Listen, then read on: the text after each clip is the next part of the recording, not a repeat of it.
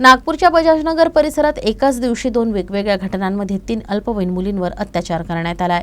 या दोनही प्रकरणात पोलिसांनी 2 आरोपींना अटक केली असून अधिक तपास सुरू आहे। नागपुरातील काचीपूर आणि दंतेश्वर परिसरात या घटना घडल्या आहेत। पहिल्या घटनेतील आरोपी दिनेश लिल्हारे असून तो मूळचा बालाघाट येथील रहिवासी आहे। कामाच्या शोधात 6 महिन्यांपूर्वीच तो नागपुरात आला।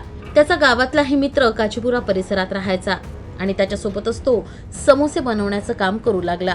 यातच रविवारी सायंकाळी दिनेशने परिसरातच राहणाऱ्या 9 वर्षाच्या मुलीला आपल्या खोलीत नेऊन तिच्यासोबत पीडित मुलीचे कुटुंबीय कामावरून घरी परतल्यानंतर तिने या घटनेची माहिती कुटुंबियांना दिली।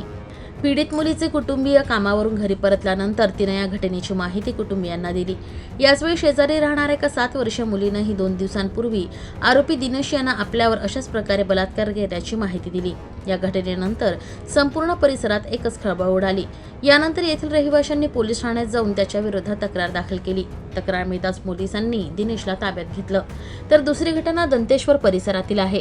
याच परिसरात राहणाऱ्या एका 15 वर्षीय तरुणानं शेजारी राहणाऱ्या 4 वर्षीय मुलीला आपल्या खोलीत नेऊन तिच्यावर बलात्कार केला। कुटुंबीय आल्यानंतर वेदना विव्हळत असलेल्या पीडितेने या घटनेची माहिती देताच तिच्या कुटुंबियांनी देखील पोलीस ठाण्यात येऊन तक्रार दाखल केली। त्यानंतर या प्रकरणी पोलिसांनी अल्पवयीन आरोपीला ताब्यात घेतलंय।